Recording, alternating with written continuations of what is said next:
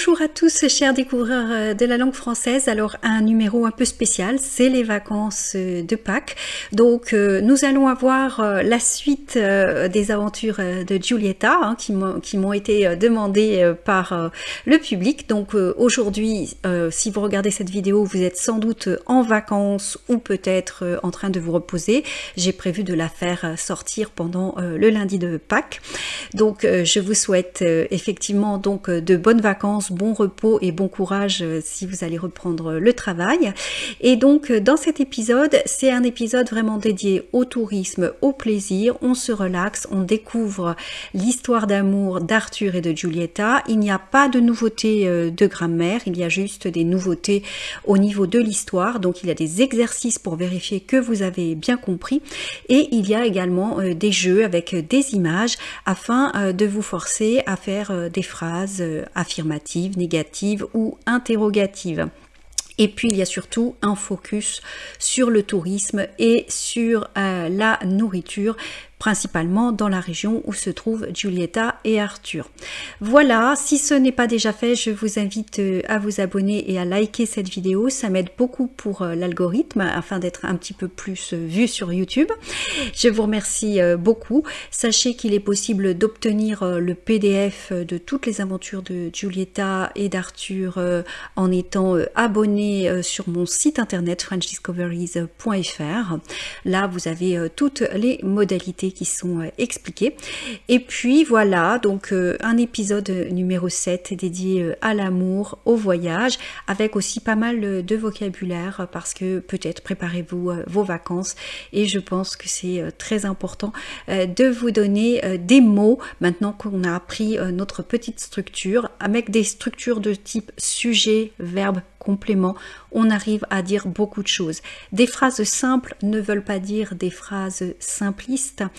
Des fois, on partage des informations de manière, je veux dire, très simple, puisqu'une phrase simple en grammaire, c'est une phrase qui ne contient qu'un seul verbe. Et il y a beaucoup de phrases ne contenant qu'un seul verbe qui disent énormément de choses. Une phrase complexe, c'est une phrase qui comporte plus d'un verbe, à partir de 2 verbes. Donc vous voyez, avec la structure de base, sujet, verbe, complément, dans les phrases affirmatives, vous pouvez déjà dire pas mal de choses. Donc dans cet épisode, pas vraiment de nouveautés par rapport à la grammaire, si ce n'est de vous forcer à travers les jeux à faire des phrases négatives et puis sans doute interrogatives en lisant les questions qui sont toujours formulées afin de vous aider à voir également comment on écrit les questions en français. Je vous souhaite à tous de joyeuses Pâques, je vous souhaite à tous de joyeuses vacances de printemps et je vous dis à très bientôt.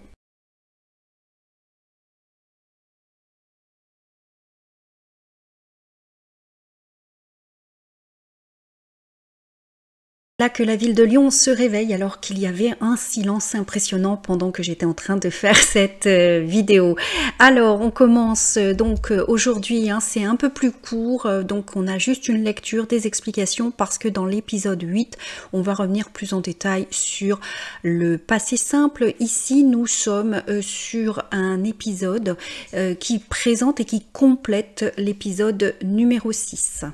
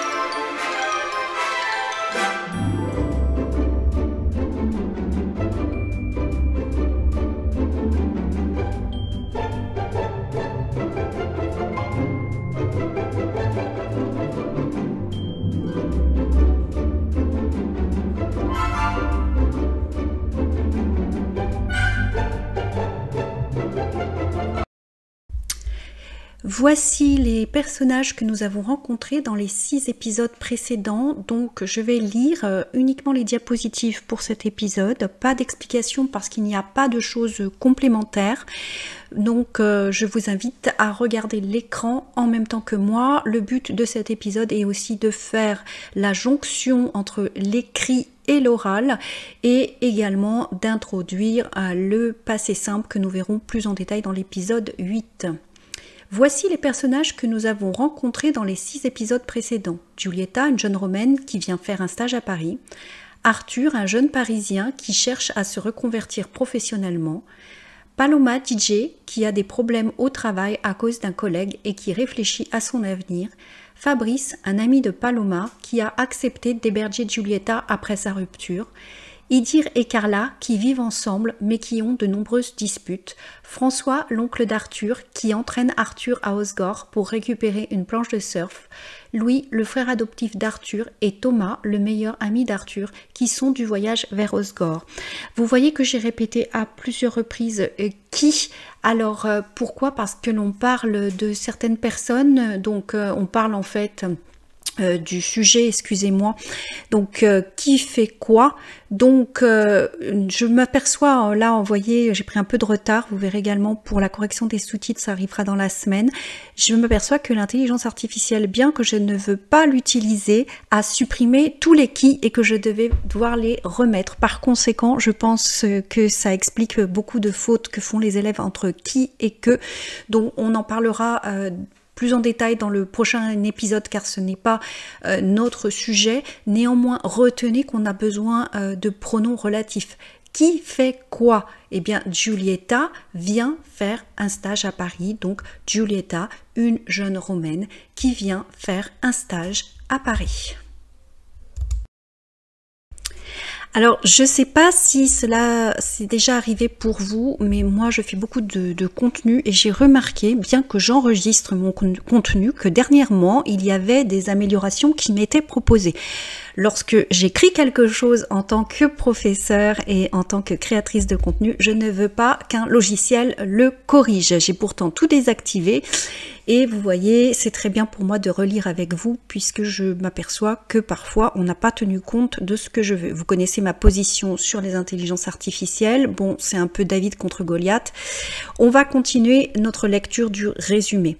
Arthur, François, Louis et Thomas sont arrivés à Osgore. Le voyage s'est mal passé car François est à côté de la plaque. Alors vous verrez en suivant les chapitres de cette vidéo qu'il y a des explications pour les expressions idiomatiques. Il y a pas mal d'expressions idiomatiques dans cette vidéo car je pense que c'est utile pour vous lorsque vous allez vouloir communiquer avec des Français. Giulietta vient elle aussi d'arriver à Osgore. Elle veut tester les spécialités régionales. On avait laissé Giulietta avec le projet de prendre un petit déjeuner avec un cannelé. Paloma et Fabrice, sans nouvelles de Giulietta, décident de la chercher. Alors on avait également laissé Paloma et Fabrice dans une situation un petit peu délicate. Hein, et bien sûr, ils veulent la chercher. Comment la chercher? Ben, écoutez, on va en savoir plus avec cet épisode.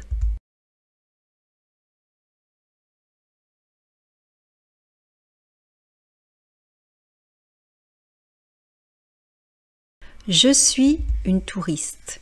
Mes pas m'ont conduit vers une brasserie qui servait des petits déjeuners. Je crois qu'il devait être 8h30 du matin. « Bonjour madame » m'a dit le serveur en bâillant. « Vous savez ce que vous voulez ou je vous amène une carte ?» Je n'ai absolument rien compris à ce qu'il m'a demandé. Voulant être poli, j'ai fait oui de la tête avec un grand sourire. « Do you speak English ?» a-t-il alors demandé. « Because si you speak English, je dois aller chercher mon patron. Je ne parle pas anglais. » Les clients autour de nous riaient, mais personne ne venait nous aider. Je me sentais observée avec curiosité, mais je n'étais pas la seule. Les gens jugeaient aussi le serveur. Il ne le disait pas à voix haute, mais je comprenais qu'il trouvait qu'il avait les 2 pieds dans le même sabot. Encore une fois, je vous renvoie vers l'explication des idiomatiques, des expressions idiomatiques. J'ai compris qu'il ne parlait pas anglais, moi non plus. « Parli italiano ?» lui ai-je alors demandé. « Ah non, je ne suis pas italien, je suis de Dax. » Les gens assis aux autres tables ont ri bruyamment. Tout à coup, le serveur s'est frappé le front. Je suis trop con, elle me demande si je parle italien. Pas si je suis italien, j'ai besoin d'un bon café. Une vieille dame qui buvait une boisson jaune pâle lui a dit « T'es pas réveillé, Norbert? Elle te trouble, la jolie demoiselle ?» Il a haussé les épaules sans lui répondre. Bien sûr, je ne comprenais toujours rien. Le serveur a fini par me demander « Habla espagnol ?» Je le regardais en souriant avec un sourire crispé. Je ne savais même pas demander la carte. Il est parti chercher son patron.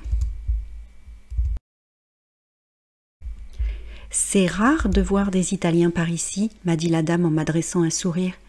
Je commençais à paniquer car si à l'office de tourisme les gens m'avaient parlé dans un italien parfait, je constatais brutalement qu'au quotidien les gens parlaient surtout le français, ce qui est normal et logique vu qu'on est en France.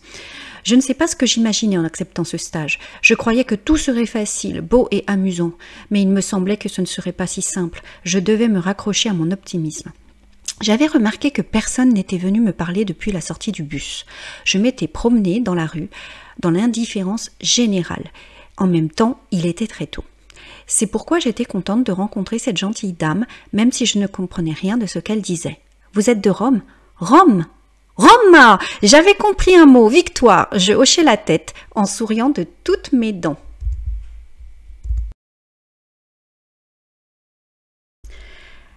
La dame me sourit en retour et me montra un objet très encombrant qui gisait à ses pieds.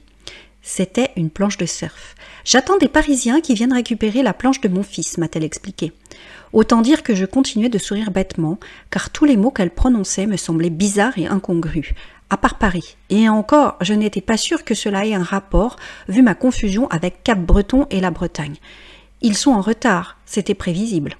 Le serveur revenait avec son patron. Ce dernier tenait une carte qu'il me tendit cérémonieusement, comme si j'étais un dignitaire en visite. « Montrez avec le doigt ce que vous voulez », me dit-il, en joignant le geste à la parole. C'était très clair. Je fus soulagée. C'est alors que je constatais que la carte était écrite uniquement en français.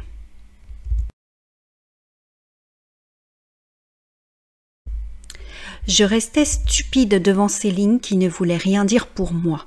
La vieille dame vola à mon secours. « Donne-lui un café, un croissant et un jus d'orange. » J'attrapai le mot croissant au vol et fus dépitée. Je voulais manger un cannelé, pas un croissant. Je connais le croissant. En Italie, nous avons de délicieux croissants fourrés au chocolat ou à la confiture. Je ne savais pas comment expliquer que je voulais manger quelque chose de typique, pas quelque chose que je connaissais déjà. Le patron et le serveur obéirent à la dame et s'en allèrent. Celle-ci me dit « Au fait, je m'appelle Marinette. » C'était tellement frustrant de ne pas pouvoir lui répondre. « Je m'appelle Giulietta et je voudrais un cannelé, pas un croissant. »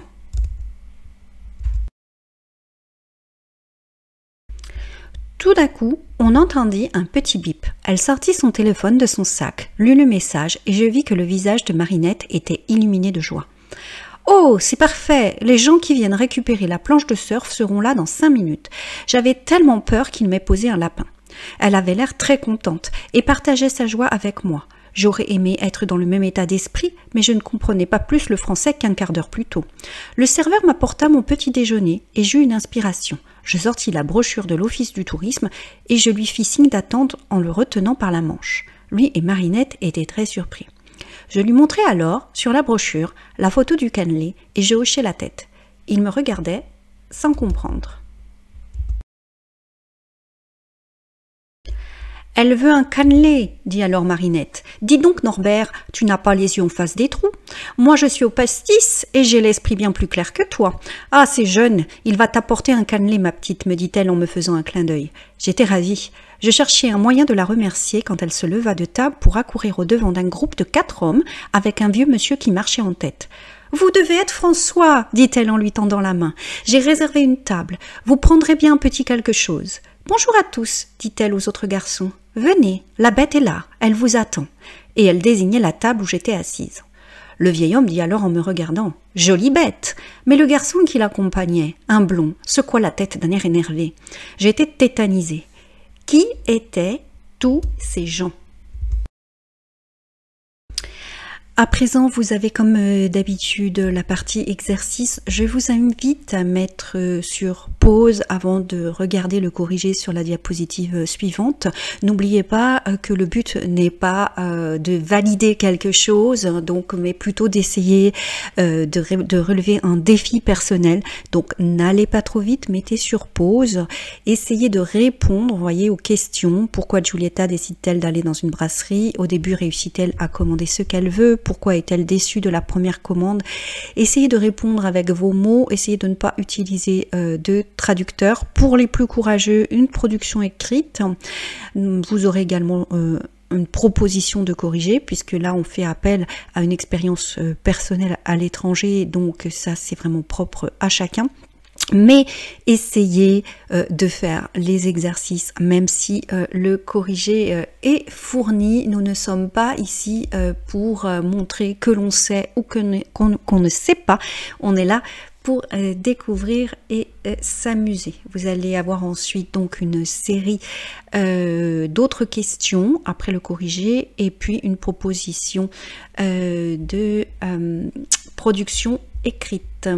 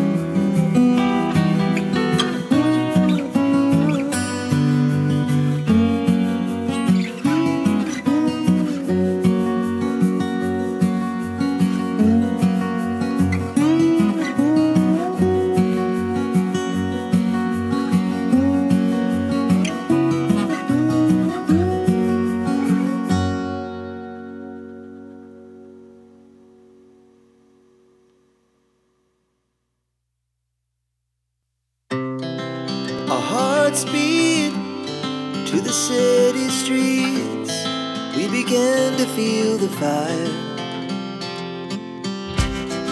We rise like tall buildings as the chemicals, they take us higher. The night's young and it's just begun as she puts her hand in mine. Chase the night, wanna dance to the light, pull the stars from the sky, just two hearts running wild. Never sleep, never stop, as we shout from the top. We're gonna be two hearts running wild.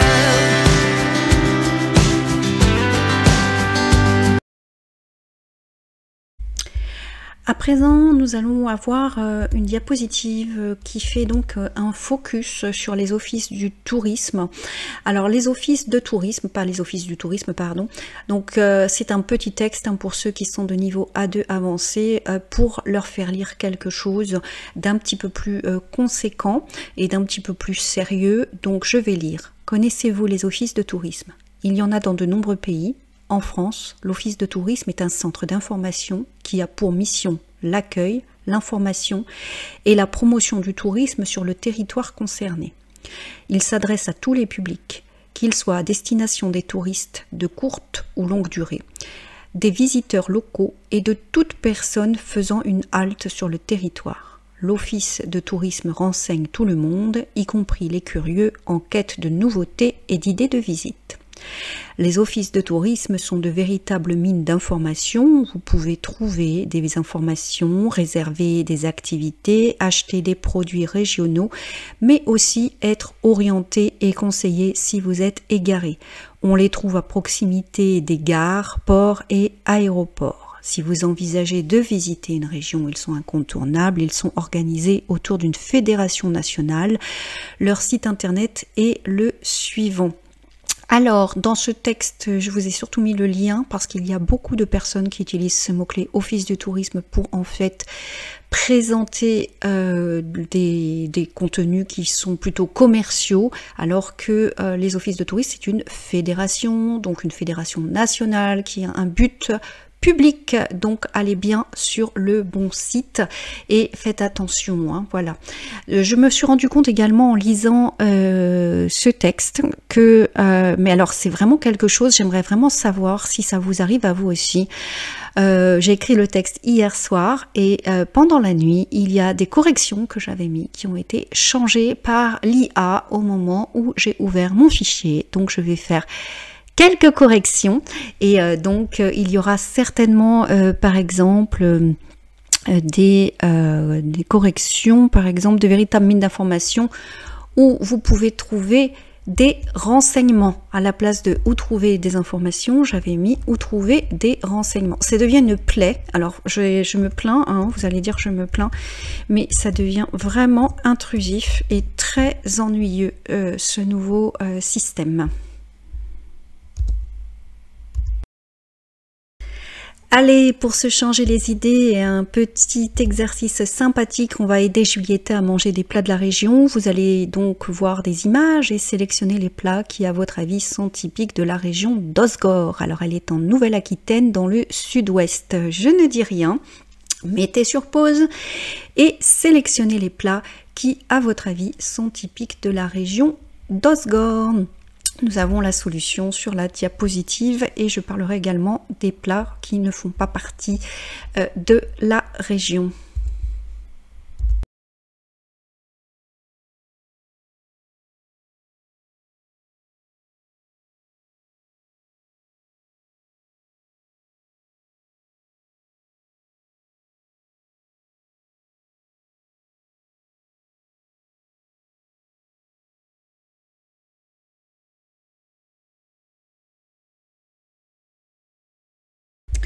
Voici donc notre corrigé. Il fallait donc choisir les cannelés, les asperges, le foie gras, le magret de canard, les huîtres et le kiwi de l'Adour. Alors j'avoue qu'il y avait un piège avec le kiwi qui est un fruit exotique, mais en France, il y a donc dans la région où se trouve Giulietta, il y a une production de kiwi. Je vous invite à aller sur Wikipédia pour ceux qui veulent en savoir plus. Et quant au foie gras, beaucoup de mes élèves ont leur conviction, mais je tiens à le dire, c'est une spécialité française qui existe depuis de nombreuses années et qui continue d'être servie notamment au moment des fêtes de fin d'année. Il existe pour les personnes militantes du foie gras végétal, mais le vrai foie gras malheureusement est produit à partir d'un canard hein, et ou d'oie.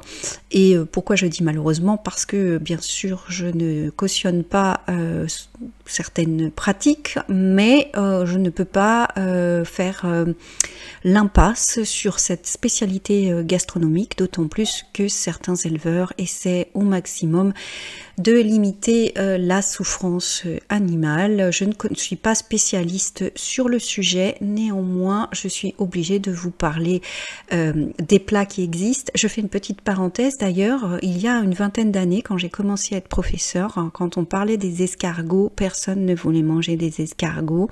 Et maintenant, je reçois énormément d'élèves qui me disent « Ah oui, oui, je suis venue en France manger des escargots ».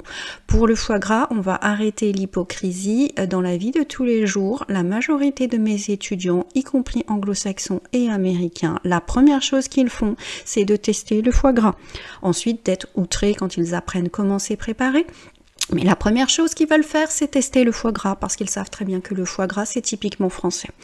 Donc, je vous le cite, et voilà, ça fait partie d'une tradition culinaire, et pour ceux qui veulent en savoir plus, sur Internet, vous avez de nombreux producteurs de canards qui parlent des choses plus en détail. Donc ici, comme je vous l'ai dit, je ne suis pas ici pour faire du politiquement correct. Je vous décris ce qui existe.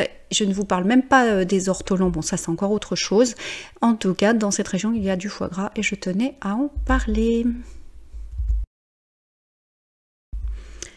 Alors on continue justement avec les plats qu'il ne fallait pas sélectionner. Alors pourquoi j'ai dit les anglo-saxons, les américains sont les premiers à avoir testé du foie gras? Parce que ce sont aussi ceux parmi mes élèves qui ensuite, après en avoir mangé beaucoup de tartines, disent « Oh là là, mais c'est horrible, comment les choses sont faites, c'est pas bien » et à vouloir à chaque fois qu'on parle des plats régionaux les critiquer.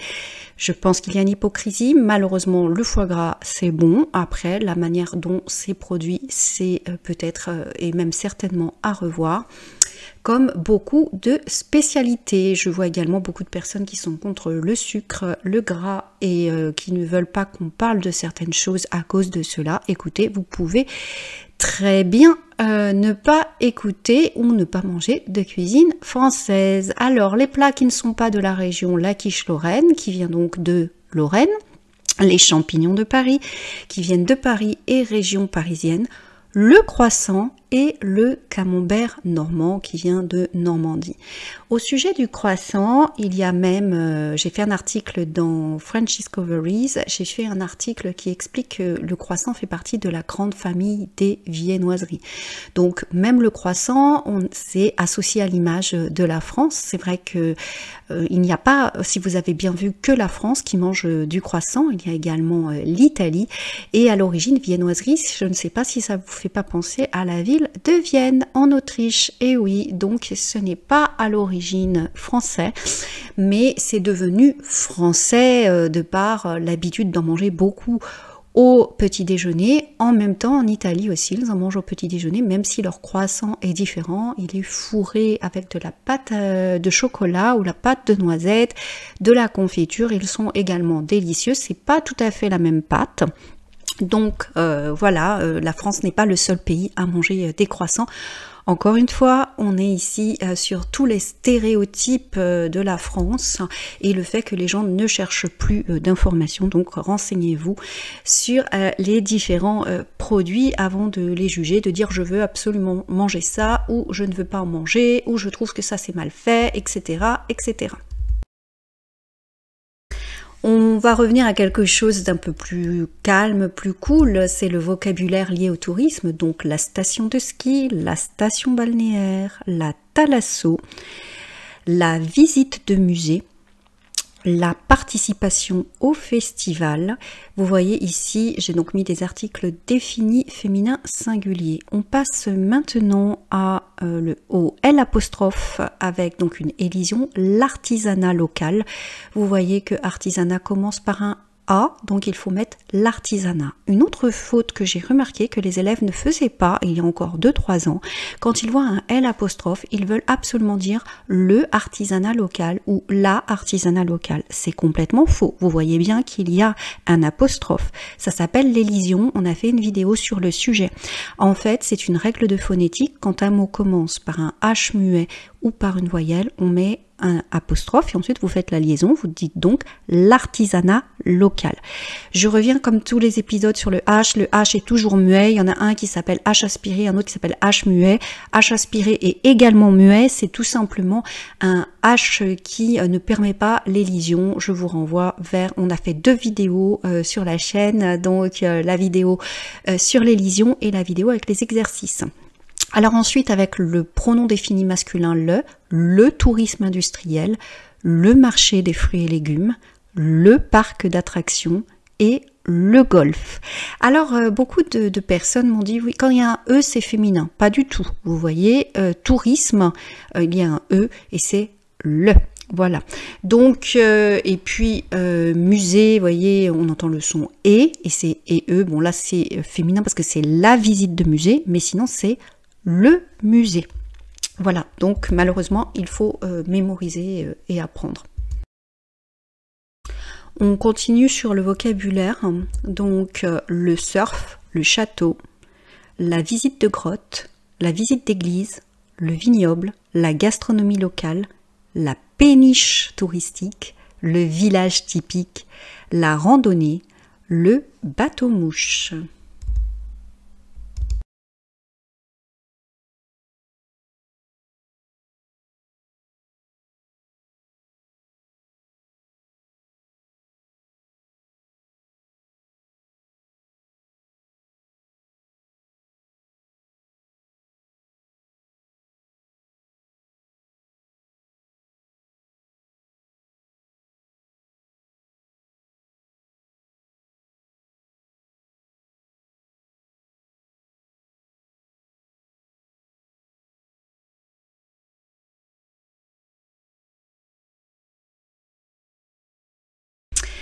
Et maintenant, un nouvel exercice qu'on va retrouver fréquemment. Vous avez 2 images et vous savez qu'il y a des petites modifications sur la 2e image. Alors bien sûr, c'est bien de les trouver, mais le but c'est d'apprendre le français. Donc le but c'est de faire des phrases. Je vous ai donné un exemple. Dans l'image numéro 1, il y a, mais dans l'image numéro 2, il n'y a pas. Et bien sûr, la solution sur la diapositive suivante. Essayez de faire des phrases.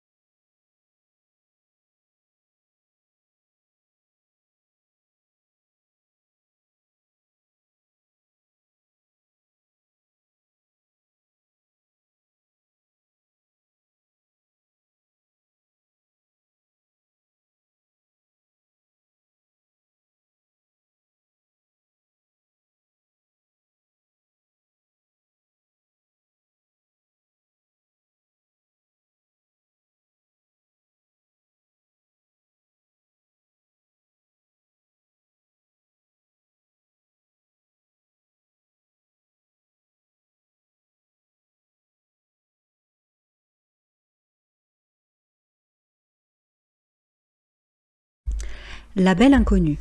Nous avons déposé nos valises à l'hôtel, puis nous sommes partis récupérer la planche de surf.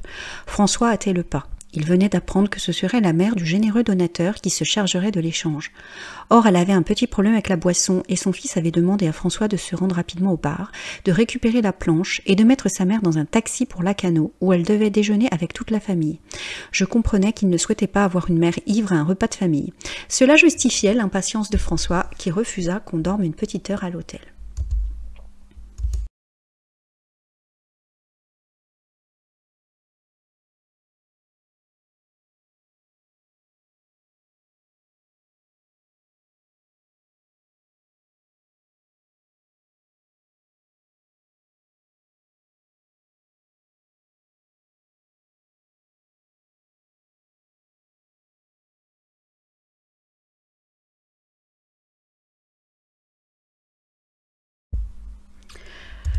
Vous êtes déjà chanceux d'avoir accès à la chambre si tôt, nous dit-il. D'habitude, le check-in est à 10 ou 11 heures.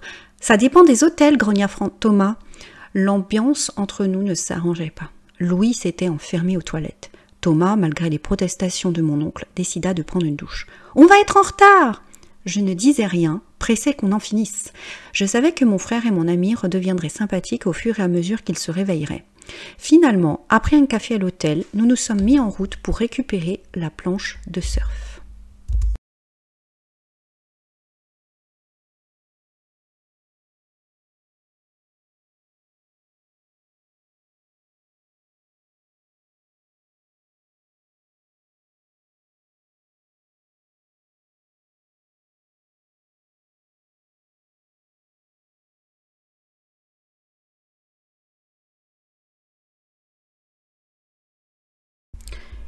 Cinq minutes avant d'arriver, François a envoyé un texto à la mère du donateur. Elle s'appelait Marinette. Elle était en terrasse. Quand nous sommes arrivés, nous avons vu qu'elle n'était pas seule. Une jeune femme était assise avec elle, mais dans un premier temps, je ne remarquais pas sa beauté, car mon oncle venait de faire une blague que je trouvais déplacée. Marinette avait comparé la planche de surf à une bête, dans le sens familier d'objet, et François avait immédiatement réifié la jeune femme, avec une blague débile en plus. Il faudra que j'aie une explication avec mon oncle un de ces jours. Installez-vous, disait Marinette. Nous sommes allés chercher des chaises. La planche de surf était au sol, au pied de Marinette. Je dois être franc, je n'avais Dieu que pour elle, cette sublime planche de surf qu'on nous offrait gratuitement. Alors là, je fais une petite parenthèse puisque j'avais dit que j'allais pas tellement commenter. Vous voyez que donc Arthur ne remarque pas Giulietta, il remarque surtout la planche de surf. Et vous avez un mot moderne, réifier, c'est-à-dire mettre au niveau d'un objet. Alors je l'ai mis en tant que mot pour débutant parce que c'est un mot qu'on entend beaucoup dans cette période de défense des femmes et donc on peut saluer l'attitude de gentleman d'Arthur d'avoir fait comprendre à François que Giulietta n'était pas une chose et c'est assez intéressant donc de voir un peu la confrontation de deux générations, une génération un peu plus respectueuse qu'une autre bien sûr, c'est pour l'histoire, hein. Je ne prends pas parti mais c'est toujours intéressant pour les gens qui ensuite utilisent Giulietta pour faire leur production écrite, des débats, donner leurs idées à titre personnel, hein, parce que je vous avoue que moi je n'ai absolument pas le temps de répondre à des commentaires compliqués. Je vous réponds avec plaisir, mais je ne veux pas rentrer particulièrement dans un débat. Qu'est-ce qui est bien, qu'est-ce qui n'est pas bien. L'attitude de François, elle est là pour montrer un petit peu qu'il est surtout très très mal élevé et extrêmement maladroit, bien sûr. On ne va pas dans cette série en niveau A2 pouvoir, même si on va introduire quelques notions, par exemple vous avez déjà eu le harcèlement au travail hein, pour notre pauvre Paloma, effectivement, même si on a quelques notions, on n'est pas encore en niveau suffisant, avec suffisamment de vocabulaire pour le débat important pour les gens qui préparent le DELF, puisque vous savez que il va falloir être capable de donner votre opinion. Je pense qu'à partir de niveau B1, on va introduire ça. Là, on met des petites graines, mais sans plus. Hein. Voilà, donc je vous ai mis un mot moderne pour vous aider, mais ça ne veut pas dire que je veux avoir des remarques sur François. Je vous dis ça parce que j'ai eu plein de remarques sur ce personnage en me disant qu'il était vraiment rustre, pas sympa avec les femmes. Écoutez, dans toute histoire, il faut un personnage qui ne soit pas toujours parfait, sinon on s'ennuie un petit peu. Vous vous appelez comment a demandé mon oncle François, la jeune femme qui était avec Marinette. Elle n'a pas dû entendre car à ce moment-là, le serveur est venu prendre nos commandes. Il apportait aussi un cannelé et il a dit en le déposant devant elle. Pour ma belle inconnue. Du coup, j'ai regardé plus attentivement la jeune femme. Elle souriait d'une manière polie mais ne réagissait pas vraiment. Sur la table, il y avait un espresso, un croissant, un verre de jus d'orange et au moins 6 ou 7 verres vides. Je me suis dit qu'elle devait être pompette, que c'était pour ça qu'elle souriait aussi stupidement. C'était dommage car elle avait un très beau visage et des cheveux magnifiques, mais son regard trahissait le vide de son esprit. Et puis, j'ai toujours détesté les filles qui boivent dès le matin.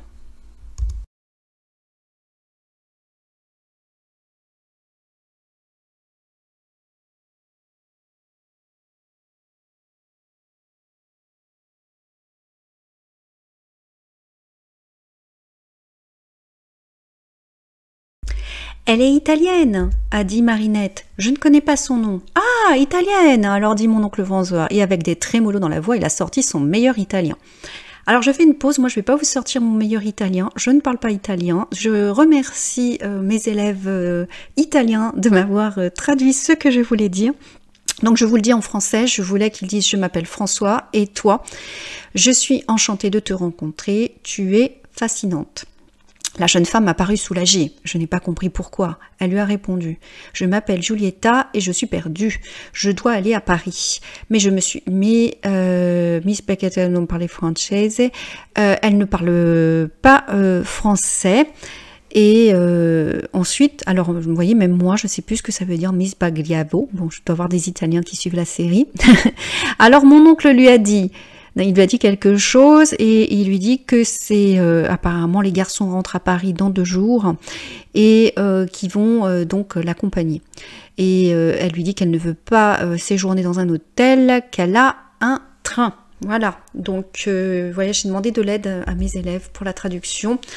Donc on voit bien que François et Giulietta parlent en italien tous les deux, donc les autres ne comprennent pas. Donc on continue, je pense qu'on dit à quelle heure, par contre je ne sais pas dire à 19h, donc à quelle heure, donc François lui demande à quelle heure, elle dit à 19h, et ils vont lui dire qu'ils vont l'aider à trouver et à prendre son train, et se tournant vers nous qui écoutions sans rien comprendre. Les garçons, vous allez prendre soin de Giulietta jusqu'à 19h et la mettre au train. Elle ne parle pas français, elle est arrivée ici par erreur et doit rentrer à Paris. Nous sommes regardés interloqués. Quoi? Nous allions devoir prendre soin de cette jeune femme? Nous avions prévu d'aller faire du surf, de tester la planche que nous étions venus chercher. Nous n'étions pas des babysitters. Et pourquoi François ne s'en chargeait-il pas? Alors ici, vous voyez, les garçons, ils ne sont pas d'accord.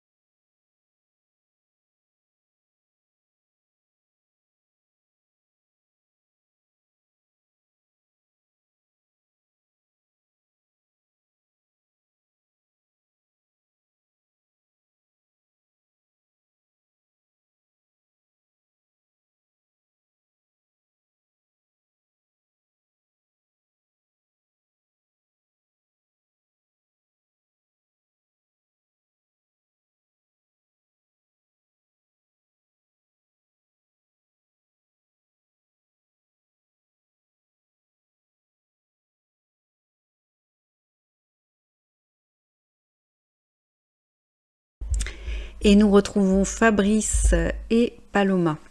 On a reçu des nouvelles de Giulietta. Quelle journée! Fabrice et moi pouvons enfin souffler. Depuis hier, nous cherchions Giulietta partout. Elle ne répondait pas à son téléphone car il était resté à Rome. Sa mère Lucia nous l'a confirmé. Et puis, heureusement, il ne lui est rien arrivé de grave. Elle s'est juste trompée de bus. Elle est à présent dans une ville du département des Landes, en Nouvelle-Aquitaine, à Osgore plus précisément. Quelle aventure! Comment le savons-nous? Parce qu'elle a rencontré un gentil monsieur qui a appelé ses parents à Rome pour leur expliquer la situation. Lucia m'a laissé plein de messages que je n'ai pas vus. Bref, nous nous sommes fait un sang d'encre, mais tout va bien. Je suis retournée mixer au club malgré ma peur de croiser Martin et Fabrice est venu danser pour me soutenir moralement. Martin était absent. C'est vraiment la journée des bonnes nouvelles. Alors, ici, vous allez avoir dans l'histoire, dans la narratologie, donc en fait on a fait une ellipse, hein, donc voilà, finalement Paloma et Fabrice sont rassurés, on a retrouvé Giulietta, on voit que François a réussi à peut-être parler davantage avec Giulietta puisqu'il a appelé les parents, la mère a essayé d'appeler Paloma pour lui expliquer, et donc voilà, bon c'est un petit peu une histoire romantique, hein, donc je voulais pas qu'il y ait quelque chose de trop grave, mais faites attention si vous voyagez seul, bien sûr, et ne faites pas confiance à n'importe qui.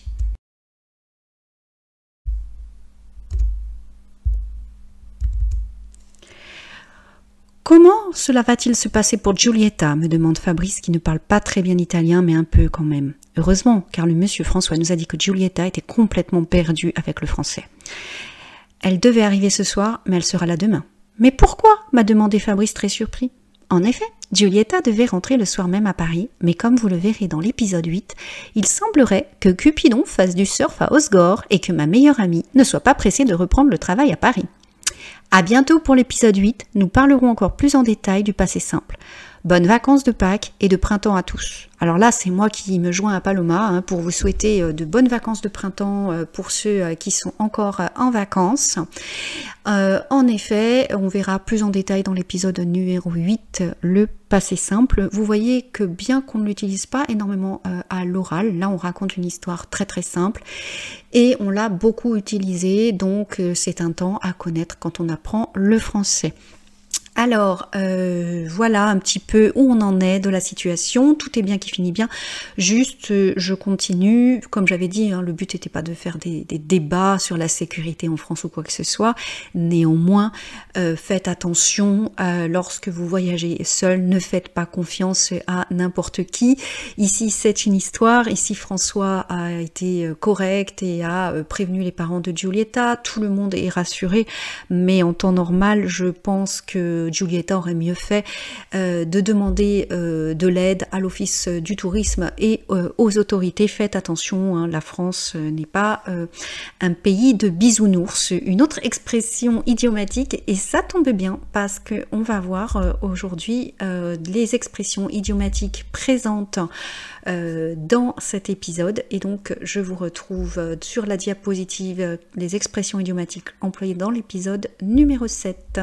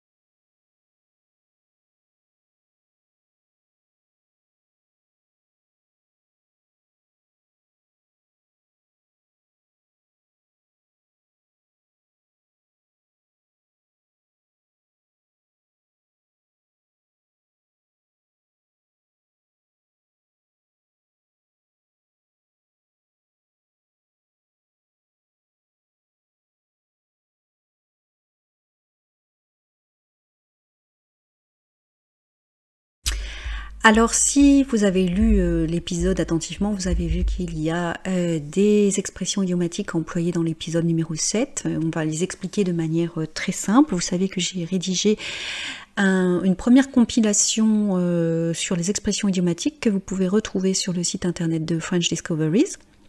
Je remettrai le lien également en vidéo. Mais voici dans le cadre de cette vidéo des expressions que nous avons croisées tout au long de cet épisode.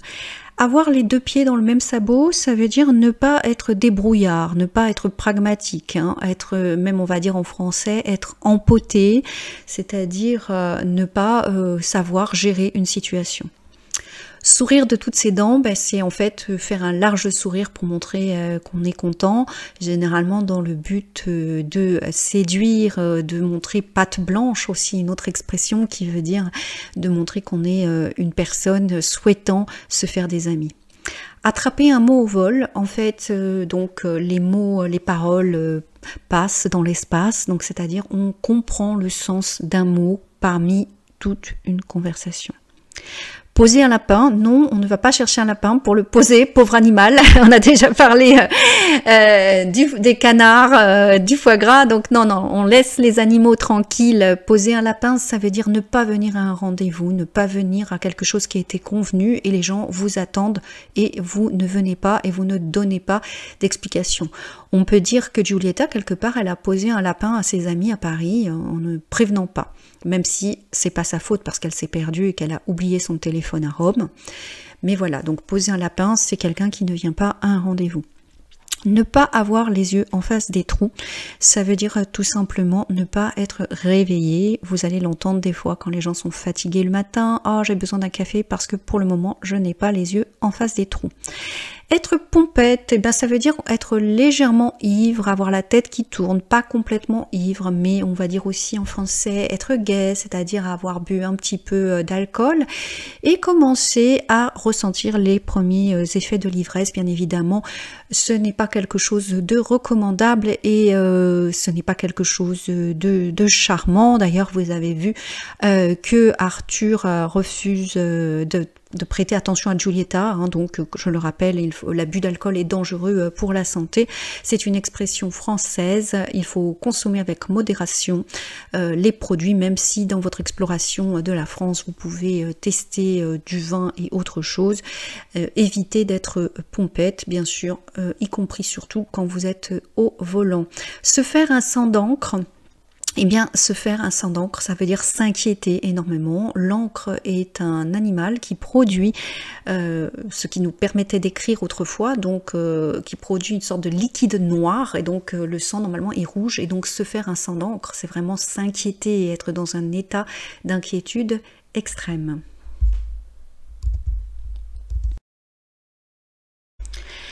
À présent, je vous laisse pour ceux qui font la lecture en autonomie. Il y a des gens effectivement qui ne s'intéressent uniquement qu'à l'histoire, donc et non pas aux explications de grammaire ou culturelles. Vous avez complètement le droit, donc utilisez bien les chapitres, pardon, pour naviguer d'une partie à une autre. Ici, vous êtes sur la partie lire en autonomie. Je vous souhaite donc une bonne lecture, une bonne découverte, et je vous dis à très bientôt pour l'épisode numéro 8 qui sera davantage sur le passé simple. Donc cette vidéo a été intitulée passé simple 1 parce que là on a juste présenté avec l'histoire. D'ailleurs, si vous lisez en autonomie, vous pouvez aussi vous amuser à regarder les verbes qui sont conjugués au passé simple. Cela vous fera gagner du temps pour l'épisode numéro 8. Je vous dis à très bientôt.